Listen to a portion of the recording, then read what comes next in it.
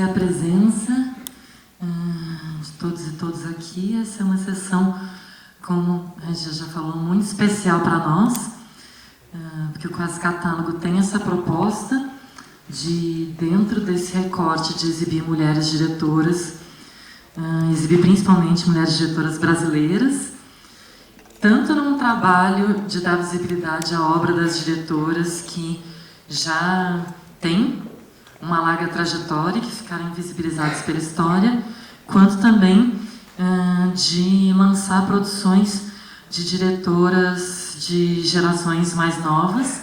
A gente sabe o quanto é difícil para um filme brasileiro entrar em cartaz. Se esse filme for um documentário, fica mais difícil ainda, né? Pelo menos para a maioria dos documentários. E se for de uma diretora, a gente sabe que traz camadas a mais de dificuldade. Então, para a gente é uma honra estar fazendo essa pré-estreia, ainda mais por toda a ligação da Marina e do filme com a cidade de Niterói. Nesse ano que a gente tem se dedicado a exibir produções de diretoras mulheres que têm relação com a cidade, por conta do edital da Prefeitura de Niterói, de manutenção de cineclubes, que nós fomos um dos projetos contemplados. Então, queria agradecer muito a Ana Paula por ter topado vir debater. Vocês vão ver que ela vai fazer uns comentários bastante interessantes do filme, que tem tudo a ver com algumas das questões que ela estuda, e agradecer muito a Marina pela oportunidade da gente fazer essa pré-estreia. Muito bom quando a gente consegue ter também a diretora para a sessão. Então, sem mais delongas, vou passar para a Marina para ela comentar um pouco o filme.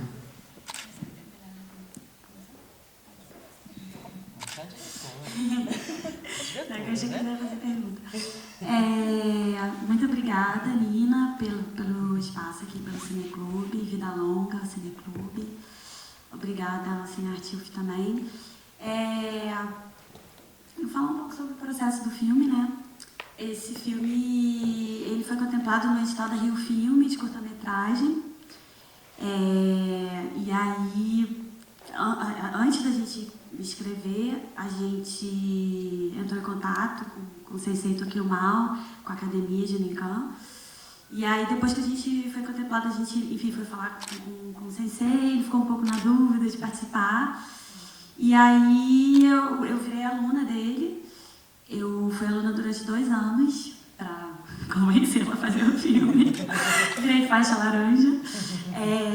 Fiz aula com os meninos que estavam no final do filme.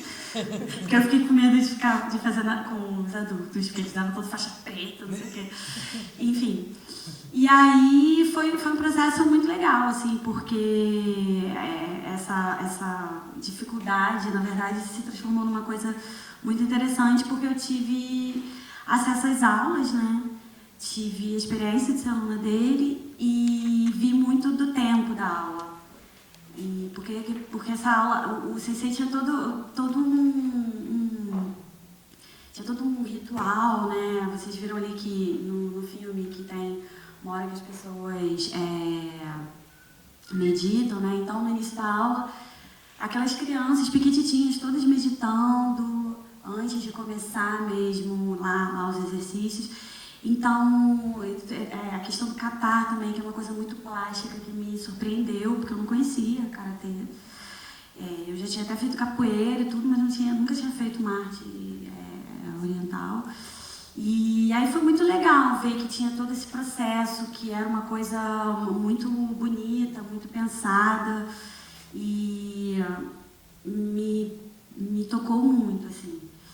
E, além disso, eu tive uma super ajuda dos alunos mais velhos, adultos, né, no caso, que me impressionou muito, porque todos eram alunos há quase 40 anos, 40 anos que eles são alunos, fazendo ali aquela aula, e com aquele amor e com aquela dedicação, e assim, isso foi bem impressionante para mim.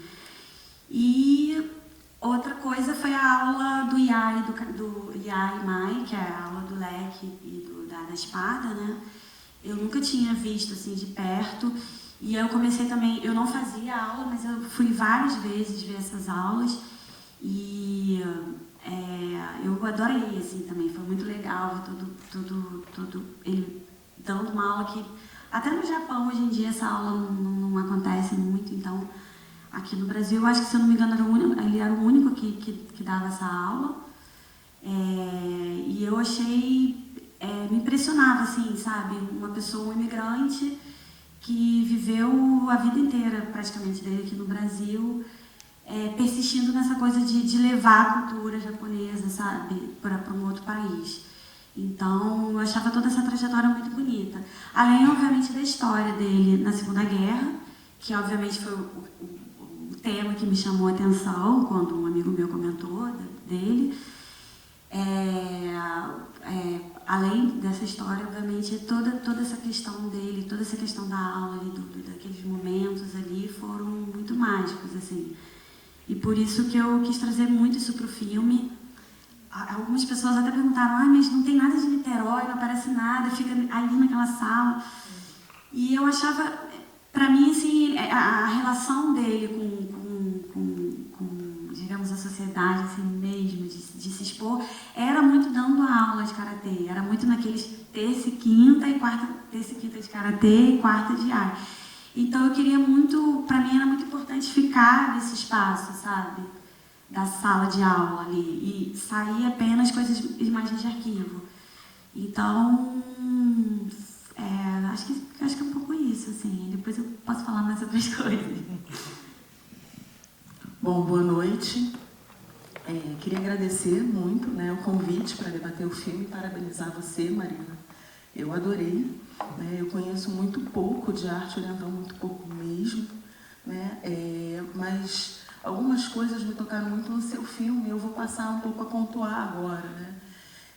Começar um pouco também pelo final, né? Você diz que Niterói não aparece no filme, mas eu acho que o filme ele tem um sentido de coletividade que ele acaba sendo costurado ao longo de todo o percurso do sensei, né?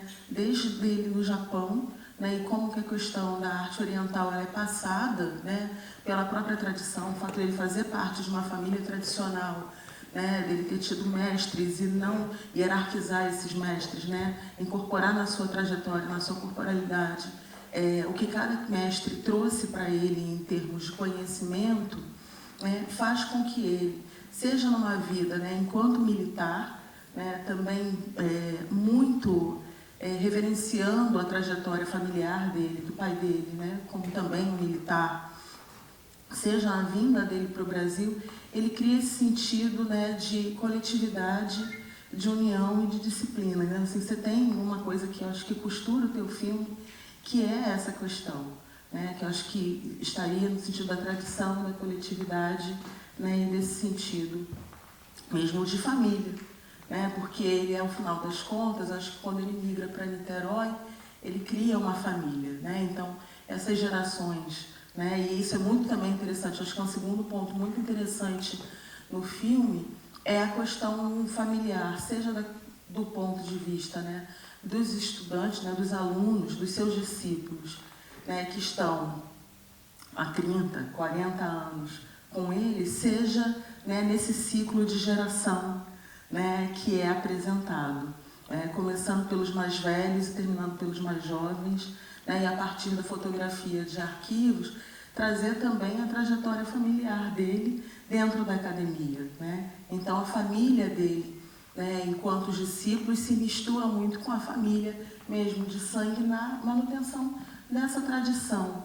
E é uma coisa interessante da gente pensar, justamente por conta dos processos de imigração, né? O que os processos de imigração efetivamente podem fazer, né, conosco, ou podem trazer para a gente, né? E alguns dos processos de imigração trazem especificamente o que? A tentativa, né, de manter a cultura, não a cultura cristalizada, né, mas de manter justamente essa cultura que ela se modifica geracionalmente, né, mas que efetivamente também possibilita que outras pessoas possam conhecer determinadas artes, né? E eu acho que o presente que ele deu, né, para o Brasil e para Niterói foi justamente esse, né? A possibilidade de, em Niterói, né, pensar essa continuação. E acho que a gente pode aqui, para o início de conversa, ir trocando. Eu tinha ficado muito curiosa em relação a essa certa reclusão, né? Não que o filme nos passe uma sensação de reclusão, mas dele se passar de uma escolha ali, né, intencional por um determinado espaço, né?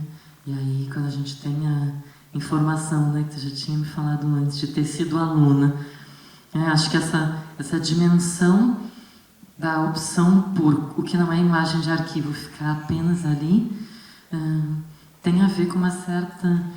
Só vem quando a gente tem uma vivência muito grande, né, com o personagem, com a história, com aquele universo.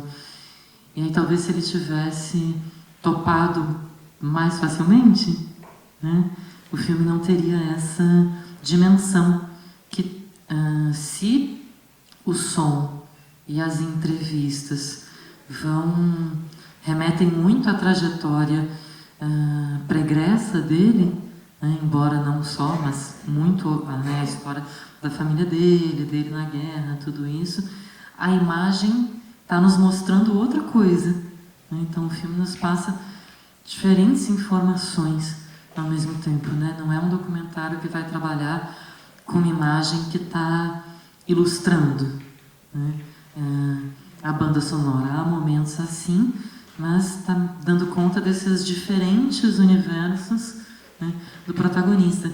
E aí fiquei curiosa de como que era esse projeto antes de tu se tornar aluna dele.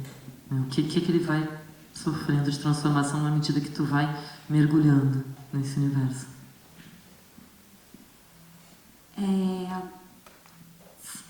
Com certeza essa dificuldade eu acabei modificando um pouco, né, a ideia original. Eu já queria filmar a aula, mas era uma coisa um pouco mais cobertura mesmo, uma coisa assim, ele faz isso, uma das coisas que ele faz na aula. Eu não tinha essa noção da importância da coisa mesmo, assim. Eu acho que foi muito profundo, assim. Eu entendi que era algo muito mais especial do que eu sonhava, assim, sabe? Eu sabia que era especial, obviamente, né? Porque ele tinha 90 anos, estava dando aula, não era algo banal. Mas me surpreendeu um pouco, assim. E no início eu tinha pensado... Bom, ele também fazia acupuntura, né? Então eu tinha pensado também em pegar esse lado dele. Eu achei que... enfim, eu tinha pensado um pouco, de repente, filmar ele com a família, almoçando, algumas outras cenas corriqueiras dele, assim, de cotidiano. E até pensei em, de repente, sair com ele em algum lugar e tudo mais. Mas aí foi isso, aí com a pesquisa, que foi no fato da aula, eu resolvi ficar apenas ali. Eu resolvi ficar só ali mesmo. Ele mora perto da academia, ele morava atrás era no mesmo lugar, assim, atrás. Eu até tinha pensado numa coisa ou outra, mas aí eu vi que era bem difícil, assim. Então, até a porta, quando termina o filme que ele entra, é a casa dele. Era também um lugar muito da família, então também existia a questão da família também ali, naturalmente, da gente não entrar, e aí eu também achei que a gente realmente não devia entrar, e não parei de pedir para as filhas, até casou daí. Porque no início a gente ficou tentando algumas coisas, mas aí a gente foi vendo que não era e ficamos só ali naquele espaço, naquele horário também, porque a gente gravou nas aulas nos horários que eram das aulas mesmo. Então a gente meio que usou o tempo que era disponível. Porque eu acho que tinha uma questão, e eu acho que fazer parte do processo, assim, respeitar, sabe? Enfim, porque era uma questão dele que eu acho que a gente tinha que se adequar. A gente tinha que se adequar, porque ele era a coisa principal, obviamente. Então, foi um pouco isso, assim. Uma das coisas que eu fiquei muito curiosa, né, para saber é com relação à pesquisa de arquivo, né, o quanto de arquivo você acessou. Né, eu vi que você acessa acervos privados, né, e arquivos, né, imagens de arquivos, né, a partir de pesquisadores. E como que foi essa questão, né, de pensar a edição, né, com esse material que você conseguiu, quantos material você conseguiu? É um material riquíssimo e é bastante interessante porque justamente, né, ele exterioriza, né, a vida do sensei, né, mas ao mesmo tempo que essas imagens aparecem, por elas serem preto e branco, elas também aprofundam o campo, né, filmado dentro da academia. Então, eu queria saber um pouco como foi esse processo. A construção, inclusive, desse roteiro, né? Só para complementar, que a princípio, né, lendo assim, a sinopse do filme, antes de assistir, eu achei que fosse ter muito mais material de arquivo do que tem. Né? Então, queria saber das tuas escolhas mesmo, né? Como que foi, né? Só para complementar isso, eu fiquei com essa impressão, acho que a gente tem um pouco esse imaginário, né? Em geral, de documentários que aparentemente vão contar uma história do passado, que não é o caso do teu, a gente descobre ao longo do filme que não é o caso dele, né? Mas a princípio a gente acha que vai contar a história dele mais ou menos até a imigração, um pouquinho depois, mas que a ênfase vai estar no passado. E aí esse documentário histórico a gente espera ver muito mais imagens de arquivo. E aí já falou pra gente um pouco, né, dessa ênfase na imagem no espaço da escola, mas como que isso foi acontecendo no processo, né? Só para complementar a pergunta da Ana. Material de arquivo, já na pesquisa eu já tinha achado muita coisa no British Pathé, porque eu já tinha feito documentário, eu trabalho às vezes fazendo pesquisa de imagem também para documentário, então eu sabia que o British Pathé tinha muita coisa da Segunda Guerra. E aí eu já tinha selecionado algumas coisas, já era um material que eu estava olhando. A gente também, os alunos foram muito legais, assim, eles também tem muito material, né, das lutas e tudo. A própria família também deu umas deixou a gente, enfim, ter acesso a fotos e acervo familiar, né, dos alunos da própria família dele. E aí a gente deu uma sorte, porque eu tenho um amigo que é até aqui de Niterói, mas o Keiji Kunigami, que é descendência japonesa, e ele estava morando em Tóquio. E aí eu comentei com ele, perguntei, cara, será que você sabe de algum acervo aí no Japão e tudo mais? E aí ele falou, eu até estava na dúvida se ele estava lá, porque ele cada hora está morando num lugar, ele mora nos Estados Unidos, né? E aí ele estava lá e falou que não, vou procurar. E aí ele achou um acervo do canal japonês, que é incrível, que está todo digitalizado.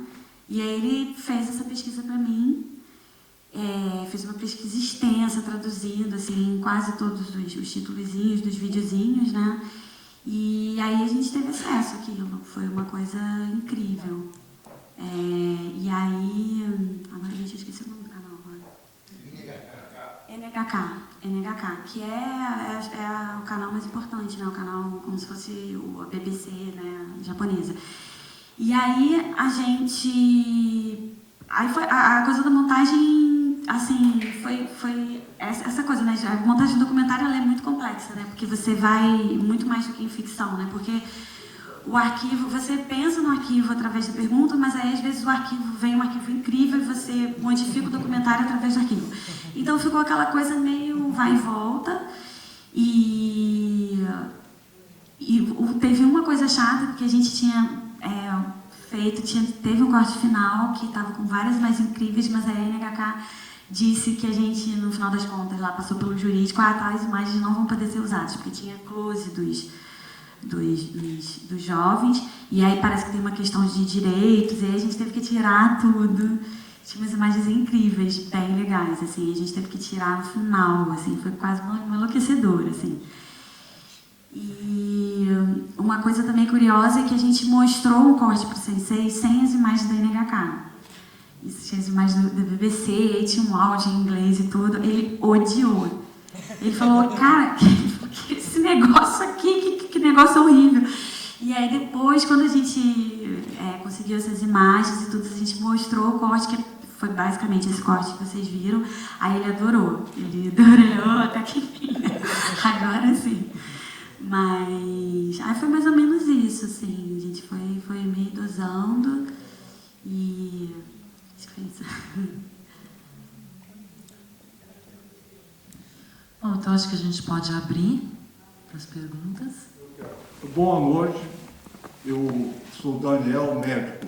Olha, boa noite, parabéns pelo filme, pela fotografia e pelo roteiro. Mas o que ficou a mim no filme foi a vergonha. Imagina um piloto de kamikaze sobreviver. Ele falou que no Japão todo mundo se envergonhou disso. A vergonha. E claro que ele veio para o Brasil. Então, que me ficou forte foi a vergonha. E a vergonha trouxe ele para o Brasil. E vou falar um pouquinho. A vergonha é uma coisa tão terrível que nós, hoje no Brasil, temos vergonha de o que está acontecendo. Igual uma bomba atômica em Nagasaki e Hiroshima. Então, parabéns, o que você mostrou profundamente foi a vergonha. Parabéns. Acho que a gente pode juntar mais intervenções antes de voltar para cá, né? Oi, boa noite. Eu queria saber como que você chegou até essa história, assim, como é que você soube desse personagem e qual foi a motivação de fazer esse filme. Eu fiquei sabendo através de um amigo aqui de Niterói, chamado André. Ele já tinha feito karatê com o sensei, e a mãe dele também fazia acupuntura com ele. E aí a gente tinha uma amiga em comum e ele falou, cara, você faz cinema, tem uma história incrível. Eu nunca tinha ouvido falar. Depois eu descobri vários amigos meus que tinham feito aula com ele, até meu tio, irmão da minha mãe. E aí eu achei a história incrível, eu dei uma pesquisada, vi que era verdade. E aí fui falar com ele, com a família, com ele, lá na academia, em Santa Rosa. Aí foi isso, eu achei uma história inusitada, né? Foi isso. Mariana, olá, tudo bem? Parabéns pelo filme de novo, né? Bom, sobre a fala do Daniel, tudo bem, Daniel? Tranquilo? Companheiros aí da literatura. Sobre a fala do Daniel, é bom um adendo. Nosso convívio na academia, como você sabe, é uma verdadeira família, né? E são de muitos anos. Só da minha parte, são 50 anos de convívio com a família Maur. Bom, é importante dizer uma coisa.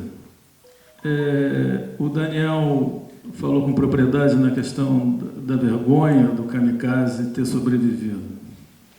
Porém, esse motivo existia, não é? Mas não foi o motivo de vinda para o Brasil. O motivo de vinda para o Brasil foi um trabalho numa empresa japonesa, ele era engenheiro químico, e, como ele sempre dizia, ele gostou muito do país, o clima do país era extremamente benéfico para os ferimentos dele. Nós que convivíamos com ele na academia, era um drama nas mudanças de temperatura, às vezes ele não dava aula porque ainda doíam os ferimentos. O clima quente do Brasil foi muito benéfico a isso. E toda uma situação, né? Então, essa questão da vergonha existiu na época da guerra, daquelas questões todas, mas não foi o motivo mais importante para vir ao Brasil. O nosso país também, o acolhimento também contou muito. É isso. Boa noite, Marina. Parabéns pela sensibilidade de ter retratado a vida do nosso mestre. Assim, eu queria só deixar registrado a questão da personalidade desconhecida, né? O professor, ele era relativamente conhecido aqui em Niterói, conforme foi dito, né? Foi um presente para a cidade de Niterói ele ter vindo para cá e ter ensinado tanta gente aqui a arte marcial. Ele era conhecido no mundo da arte marcial, mas não em Niterói como um cidadão ilustre, né? E ele era um herói de guerra, né? Um herói de guerra muito especial, no caso, né? Nós temos os nossos heróis de guerra, que também são poucos conhecidos, que são os nossos pracinhas, né? Ninguém...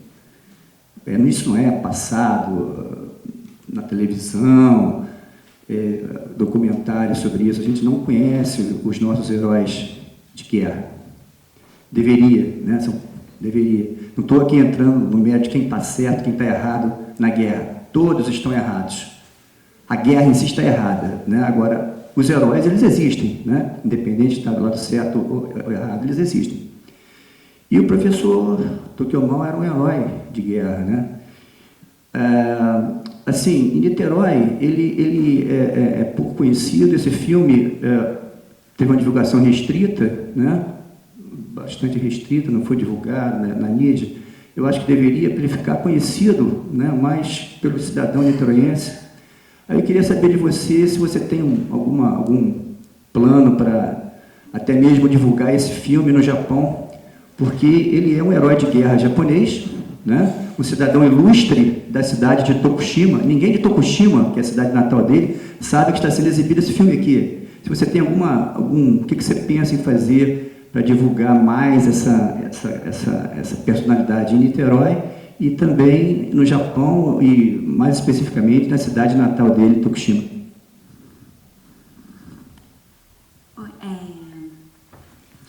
Então, a gente a gente ainda está, enfim, conversando com algumas distribuidoras e a gente tem um plano, sim, de lançar o filme no circuito.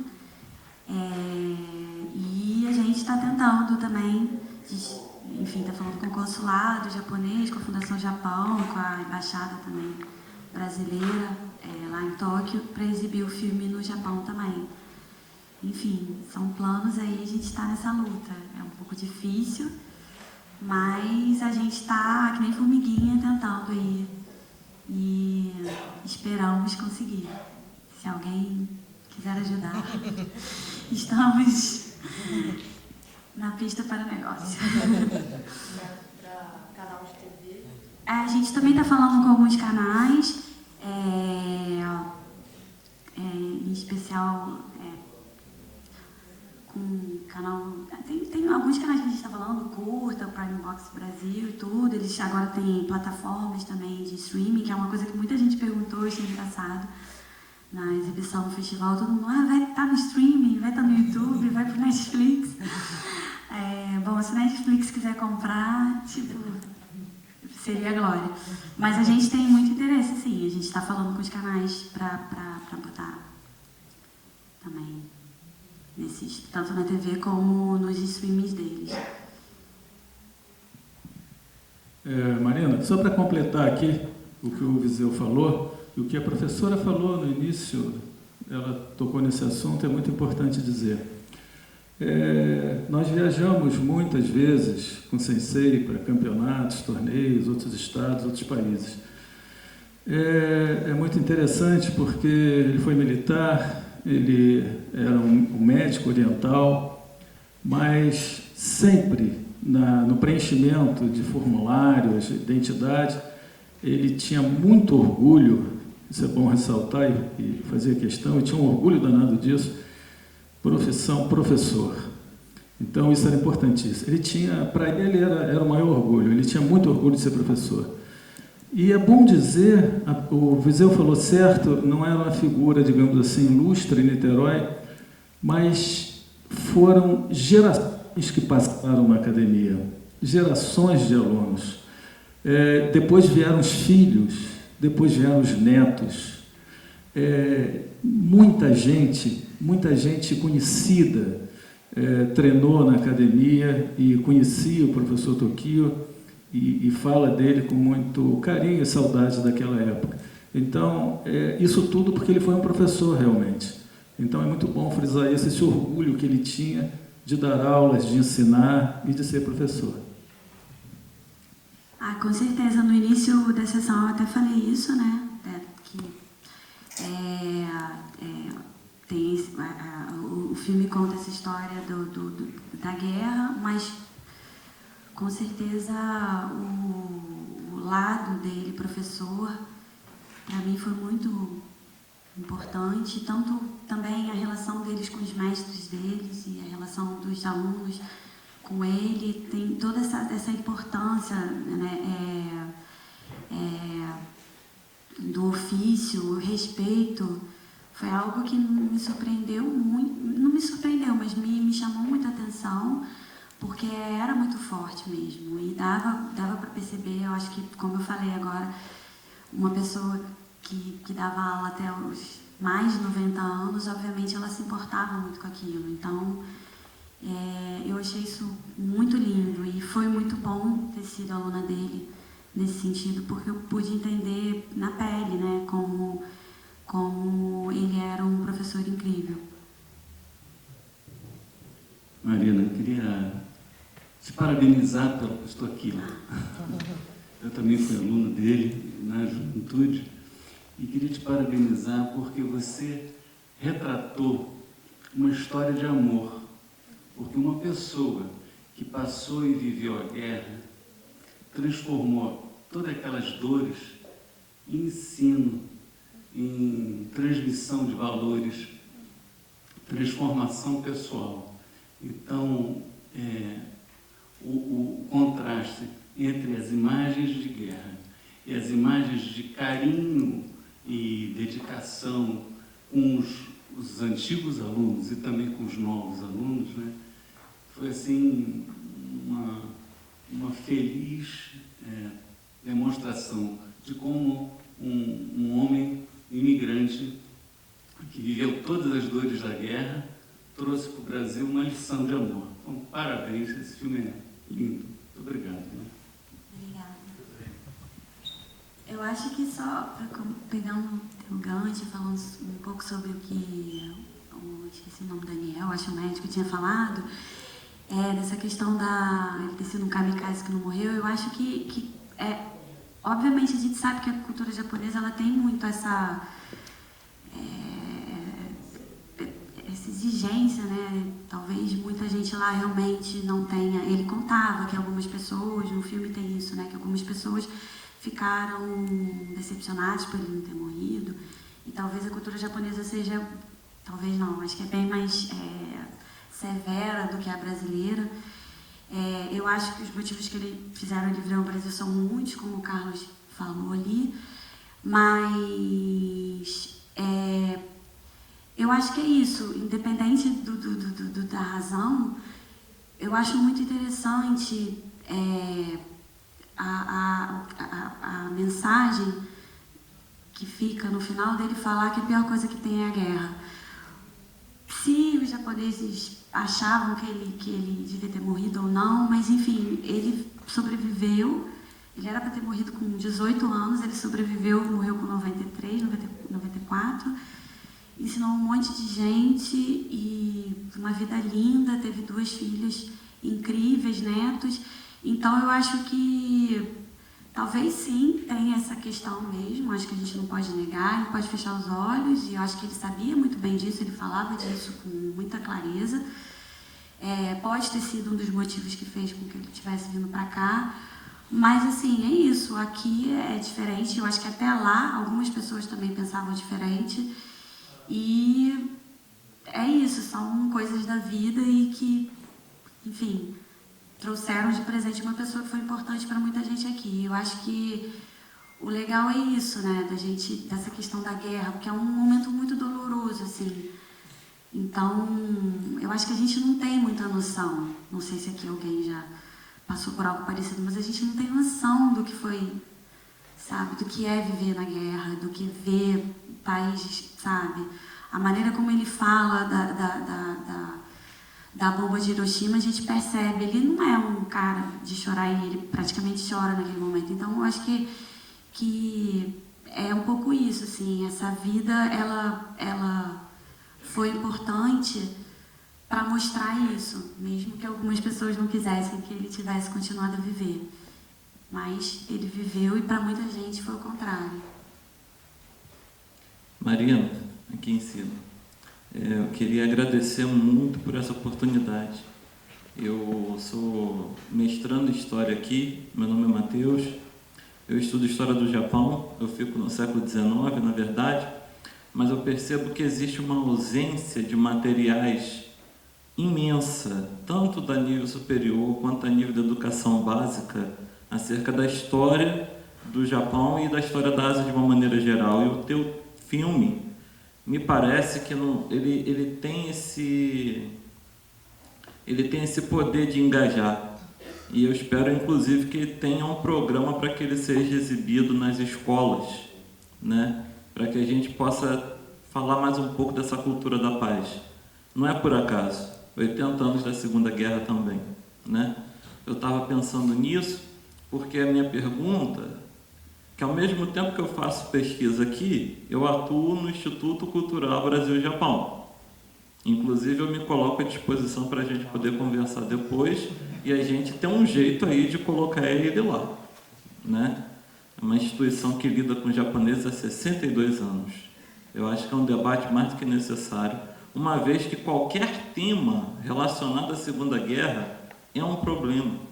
Não só o sobrevivente do ser kamikaze, mas talvez o próprio sobrevivente da bomba, a repressão, a tortura e todos os outros temas que aconteceram ali são questões complicadas, mas que precisam ser tratadas, né?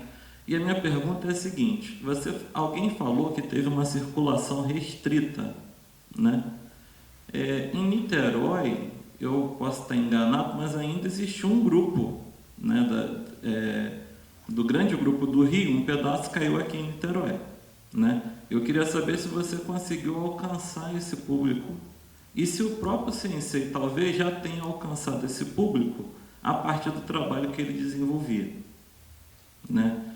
E a segunda pergunta relacionada a essa é: para você, quando você acessou esse acervo, que você viu ele se emocionar, você acha que naquele momento ele voltou para lá com a intenção de ensinar os alunos da academia que não era para ser feito daquela maneira?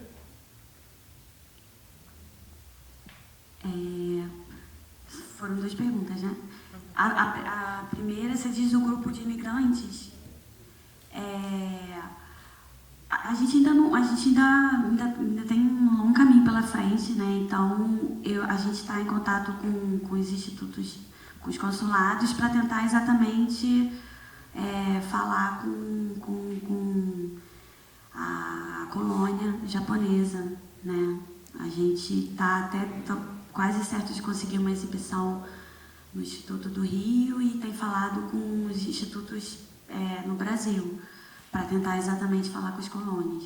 Então, isso é uma coisa que a gente está trabalhando. A outra pergunta, desculpa, qual foi a outra pergunta? Se ele, quando ele viu...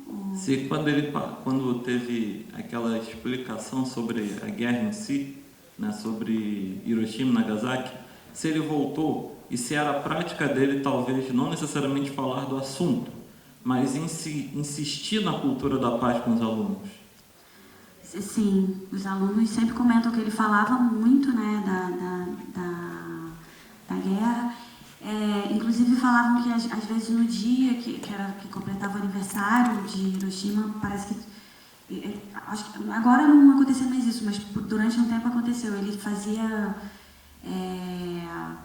eu acho que ele fazia umas apresentações e falava sempre sobre o tema e dos horrores da guerra e, obviamente, para as coisas não acontecerem de novo. Ele tinha esse diálogo, assim, essa tentativa. Ele falava sempre sobre isso. Sim. Aqui em cima, Mariana. Bom, primeiro, parabéns pelo filme. Eu não vou fazer nenhuma pergunta. Eu só queria dizer, pegando até 2 fiapos de conversa de vocês aí, que eu acho que o filme é muito atual por várias razões. Uma, porque o imigrante, a questão da migração, a questão da guerra, do refugiado, uma discussão muito atual, está aí no seu filme, de diversas maneiras. O segundo, que é muito interessante a gente ver aquelas crianças, aqueles jovens japoneses indo para a guerra, e o filme termina com jovens brasileiros, né, tendo uma aula. Há uma tensão entre barbárie e civilização. Independente de que lado as coisas estejam, mas é um filme que afirma o valor da civilização. Né? É muito mais importante que uma bomba e um avião é uma escola. Muito mais importante, e daí a resistência e o mal-estar dele, de ensinar os jovens como se portar na guerra, é ensinar os jovens a cultura da paz, né? E alguma coisa que para nós ocidentais continua sendo um mistério, né? Porque nós não entendemos o Oriente, que nós não somos muito próximos do Oriente e que nós inventamos fantasias em relação ao próprio Oriente. Então, acho que o teu documentário tem um enorme valor, porque é um documentário que não fala de heróis, que não fala de um herói e não mitifica. Fala de um homem comum, de um grandioso homem comum. Eu acho que hoje o cinema, a arte contemporânea, tem que falar de pequenas histórias, como você fez. Pequenas, grandes histórias. Oi, Marina. Eu sou descendente, meus irmãos, meu primo, são ex-alunos do Sensei. E o meu avô materno chegou no primeiro navio que chegou do Japão, aqui no Brasil. E nós vivemos a nossa infância ouvindo histórias de guerra, sobre guerra. Meus pais sofreram, né, consequências disso aqui no Brasil já, porque eles vieram antes da guerra. Enfim, eu acho assim, eu só queria te elogiar, que acho que esse seu trabalho foi uma coisa muito bonita. Você conseguiu costurar a coisa da guerra, né, e a coisa da luta da arte marcial com o lado familiar, né, o lado humano dele. E, assim, sob a ótica, né, dos descendentes, no caso, eu estou aqui, eu posso falar, porque ninguém mais levantou o dedinho, eu levantei. Eu acho, assim, que você conseguiu fazer um cult. Isso já é o cult, tá? E agora uma pergunta, que é de parentes que estão longe, em outros estados, que souberam, através do WhatsApp, da nossa divulgação, querem saber como eles podem ter acesso ao filme, porque já procuraram na internet e não está disponível, né? Então, eu acho que isso aí vai espalhar. Isso aí vai ser assim, uma epidemia no Brasil, todo mundo vai querer ver. Tomara. Bom, ainda é isso, a gente está tentando com esses canais, a gente vai tentar essa coisa do streaming, que aí eu acho que as pessoas nos outros estados podem ver, e a gente vai tentar sessões. A gente quer distribuir, a gente já está conversando com algumas distribuidoras para o filme entrar em cartaz. E aí a ideia é tentar botar que ele entre em cartaz no Brasil inteiro. Porque se botar na internet nesse momento, né, o lançamento nas salas de cinema, né, a venda para as plataformas, fica comprometido, né? Então por isso que ele é o último lugar onde o filme chega, né, nessa cadeia de distribuição. Só um último, talvez, esclarecimento, não sei, porque ficou no ar essa história da vergonha, né? Isso meu pai conversava com a gente quando a gente era criança. E ele nos falou, e eu posso repetir as palavras dele, que não há vergonha, não existe motivo de vergonha. O que acontecia é que eles eram praticamente assim, tinham que dar a vida pelo país, né? Então, quando isso falhava, por motivos mecânicos ou porque a guerra acabou, tinha gente que estava na fila para ir, e a guerra acabou. Então isso causava uma frustração muito grande, mas não é motivo de vergonha, de maneira nenhuma, mesmo porque ele foi 4 vezes convocado, né, e por sorte, ou por, sei lá, porque ele não morreu, ele não precisou dar a vida por isso, e também ele cumpriu também, né, 19 vezes que ele conseguiu abater aviões inimigos, né, isso é coisa de guerra, né. Mas, então, essa questão de vergonha realmente não há. Existe a frustração por não ter dado ouvido pela pátria. Tá? Oi, Marina. Tudo bom? Alguma coisa que me despertou a curiosidade foi assim, no seu processo, certamente você tem suas limitações de tempo, de produção para o documentário, etc. Mas no seu processo de decisão, o que te levou a excluir um lado importante do Sensei, na minha visão, que era o lado da acupuntura, da medicina oriental, que ele praticou durante tantos e tantos anos e que até assim, a hora de morrer, ele ainda tinha um dia lá na semana que ele fazia isso, e que é um lado assim meio que oposto ao lado da guerra, da morte, etc., que é o lado da vida, de proporcionar conforto para os outros, etc. Quer dizer, o que te levou a não incluir isso, que era parte assim, importante da vida dele nesse documentário? Na verdade, eu até no início eu tinha interesse em registrar, né? Mas foram algumas limitações de tempo mesmo. O próprio Sensei não queria muito, na verdade. Então foi isso. Aí ficou meio que na sala o Carlos, né? Que é um dos alunos. Ele fala isso uma hora, só tem com ele falando. Foi meio isso. Marina, quero realmente te parabenizar. Eu não fui aluna, né? Estou aqui. Um bom filme para mim é aquele filme que você, ao terminar, você sente, você fica emocionada, faz você refletir, né? E eu conhecia você através dele, né? Fazia aula, falava sempre muito E o seu filme, eu achei interessante as coincidências, né? Você acabou sendo aluna há 2 anos e ele acabou conduzindo, né, o filme da forma que ele quis, né? Esse filme acabou sendo desenhado junto com ele, pelo que eu pude perceber, né? Quando houve o corte, né? Não vamos para a acupuntura, né? Essa coisa intimista. E o que me passou mesmo é a determinação, né? Ao mesmo tempo que tinha uma pessoa assim, determinada, né, aquela coisa, né, você vai até o final, quando os alunos, né, não tinha dor, e a leveza ao falar. Né?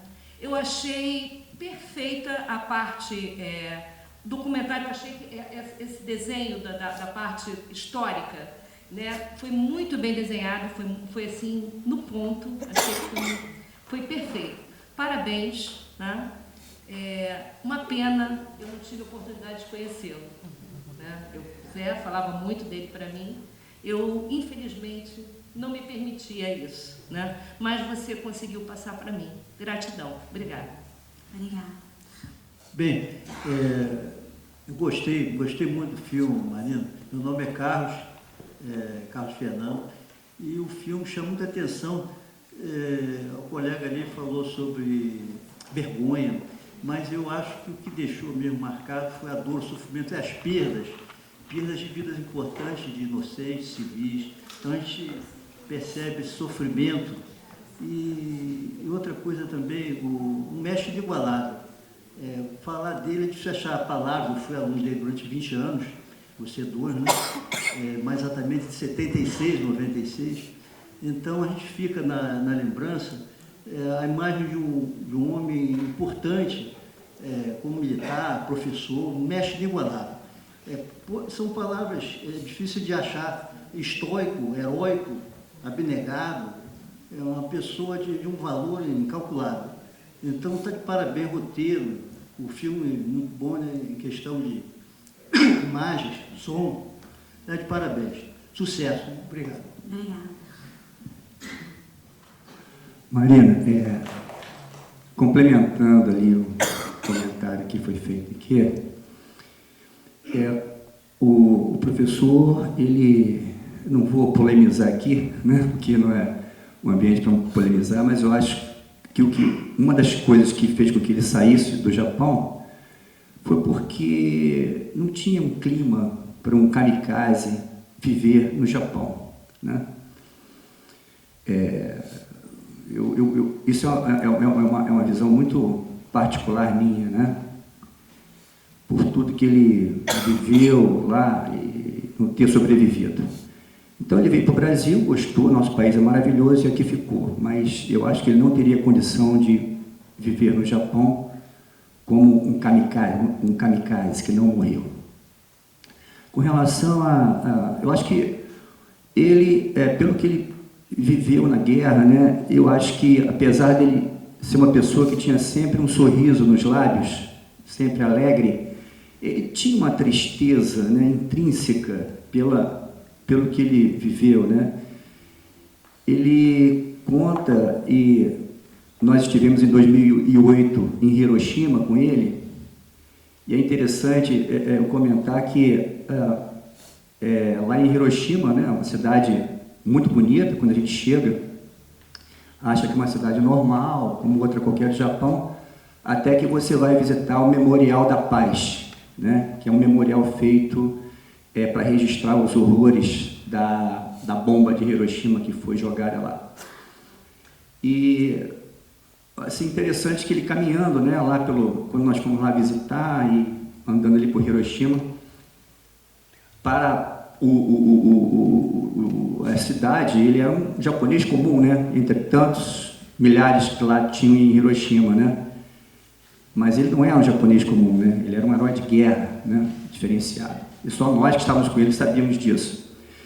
E ele estava em combate, né, quando a bomba foi jogada primeiramente em Hiroshima, e ele, quando soube que a bomba foi jogada lá, ele foi imediatamente para lá. Né? Ele queria ver realmente, ele ouviu os relatos, né, dos militares, foi lá para ver o que realmente estava acontecendo. Quando chegou lá, ele foi barrado, né, porque o alto comando tinha proibido a entrada por causa da radiação, aquela monstruosidade que nunca visto na história, né? E ele, como era um oficial da Marinha, ele acabou entrando, deu um golpe de galão lá, entrou e fez um registro fotográfico, assim, muito dramático, né, das pessoas lá, né? E essas fotografias que ele tirou nessa visita que ele fez logo depois que a bomba foi jogada, em agosto, ele fazia uma exposição lá na academia, todo agosto, todo ano, para deixar registrado, né, o horror que era a guerra, né? Então, fotografias assim, até difíceis de você ficar olhando muito tempo, né? Pessoas deformadas, derretendo. Não são fotos que ele pegou em algum lugar, foi fotos que ele tirou, né? Então ele tinha essa preocupação, né, de mostrar, deixar na mente das pessoas o horror que é a guerra. Eu acho que o cinema, eu sou cinéfilo, né, gosto muito de cinema, toda arte ela tem um objetivo de fazer você refletir sobre as coisas, né? Eu gosto de um filme, quando eu entro num filme, depois que eu saio um pouco diferente. Pelo menos aquilo me estimula a ser uma pessoa diferente. E esse filme, eu acho que ele tem um papel interessante, né, com relação a esse registro de uma pessoa que conseguiu transformar a tristeza e o horror que ele viveu em vida, né, em ensinamento, e passar essa mensagem importante, né, que foi um registro. Aí eu aproveitar, queria saber de você, eu tinha essa sensação que ele tinha essa tristeza intrínseca, apesar do sorriso dos lábios e aparentemente está sempre alegre. Eu queria saber se você sentiu isso nele, nessas suas entrevistas, todos você entrevistou bastante ele, se você sentiu isso, ou se é só uma impressão pessoal minha. Acho que sim, acho que eu senti sim, acho que em especial quando ele falava da morte das pessoas, das crianças, da guerra, de todo o estrago que teve no Japão, dava para entender que aquilo ali era uma coisa que afetava muito, assim, que ele estava aqui, mas que, obviamente, aquele momento da vida dele tinha sido muito marcante. E eu ficava pensando muito isso, né, como que uma pessoa que já está uns 90 anos, ela vivenciou uma coisa tão forte e intensa, tão novo, né? E eu ficava pensando como é que é isso, né? Como é que logo cedo você vivenciar uma coisa tão intensa, como é que você lida depois, né? Vivendo bastante, como é que isso vai sendo modificado na sua cabeça, com que sentimentos, enfim. E eu acho que, com certeza, as coisas foram amadurecendo na cabeça dele, mas sempre existia essa lembrança, e eu acho que ele sim tinha uma tristeza que ele carregava, que ele carregou. Marina, mais um comentário, né? Uma das coisas que, ao longo do debate, acabaram me vindo é a questão do teu filme ser um dispositivo muito potente de memória. A gente sempre acha, né, que a questão da memória ela tem que retratar a macro-história, grandes histórias. E, no final das contas, né, sempre quando a gente pensa personagens, os personagens eles podem estar do nosso lado, né, eles podem estar nas nossas famílias, eles podem estar nas nossas cidades, e eles são tão importantes quanto grandes personagens históricos. E aí eu acho que o Sensei ele reúne isso, né? O fato dele ser, né, para o grupo, né, mais próximo e que o conhece bem, um grande personagem, né? E ao mesmo tempo, né, que tipo de memória você registra, né, desse personagem, né, que é o Sensei. E aí pensando mesmo na questão, né, dos dispositivos de memória, o quanto seu filme também é universal para a comunidade japonesa. Né? Eu acho que uma das cenas mais preciosas é da aula de leque disparo, né? Desculpa, eu me perdi o nome. Iai Mai. Obrigada. E fico pensando o quanto outras comunidades japonesas espalhadas no Brasil reconheceriam ou se interessariam, né? Ou pensariam a sua própria memória, né? A partir do teu filme. Né? E aí, nesse sentido, eu acho assim, muito assertivo e muito bonito também.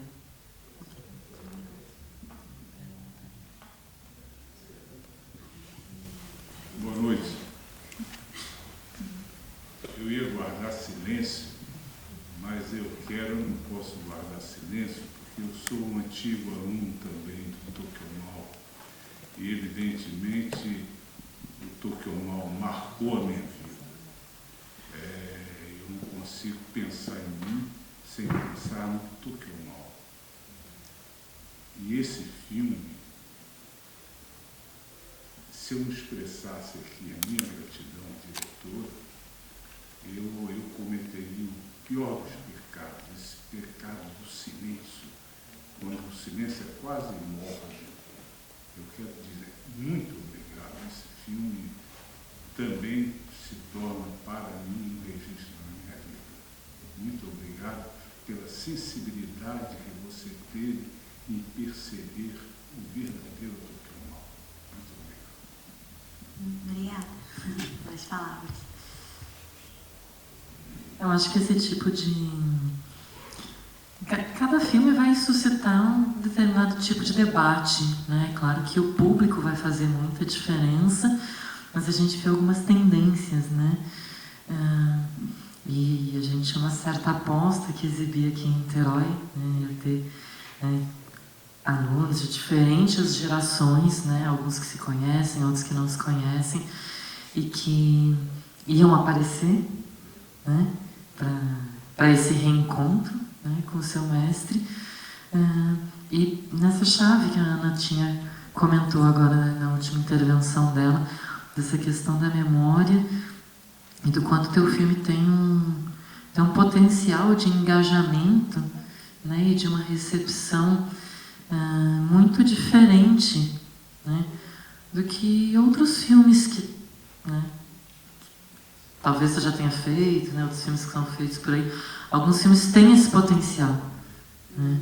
E aí queria te pedir para comentar um pouco isso, assim, dessa recepção, né, do que você imagina que possa ser essa circulação para alguns públicos específicos, né, Niterói, colônia japonesa, e em relação às tuas produções anteriores, né, se tinha também essa questão de uma recepção engajada, né, afetiva ou não.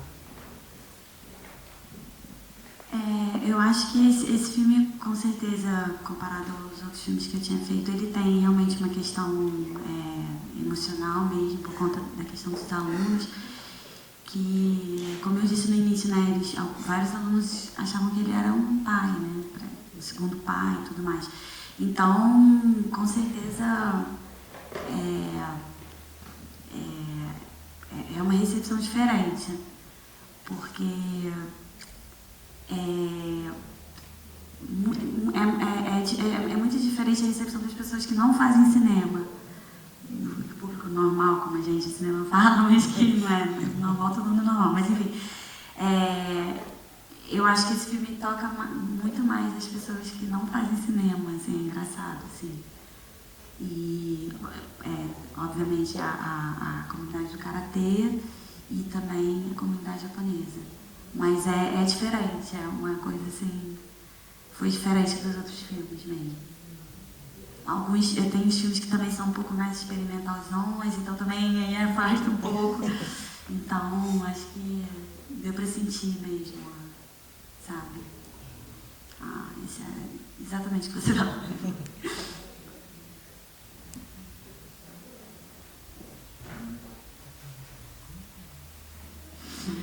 Bom, gente, então a gente encerra o debate, encerramos a sessão também, né?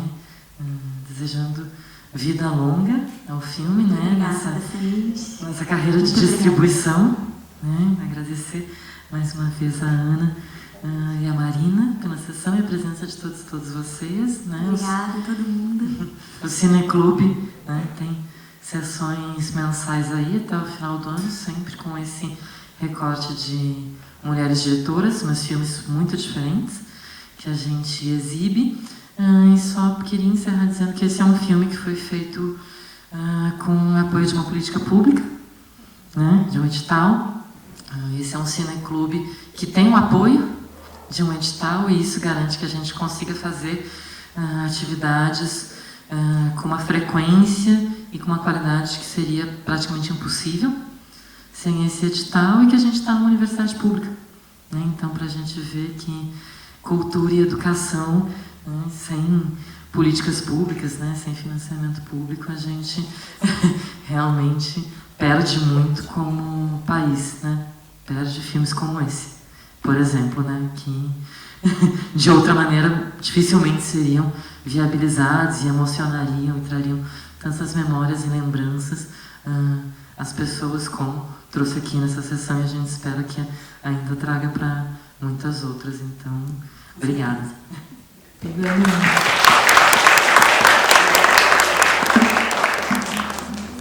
um gancho na fala da Nina, convidar a todos a acompanhar a programação do Centro de Artes como um todo, né? A gente tem um teatro, uma galeria de arte, os concertos da orquestra da OSN e a programação do cinema. Ela se encontra toda na internet. E semana que vem a gente vai fazer o lançamento, né, a estreia do filme Bacurau. Foi o filme que ganhou Cannes esse ano, né, o prêmio do júri. E vamos ter debate confirmado no dia 4 de setembro. Então estão todos convidados. Obrigada.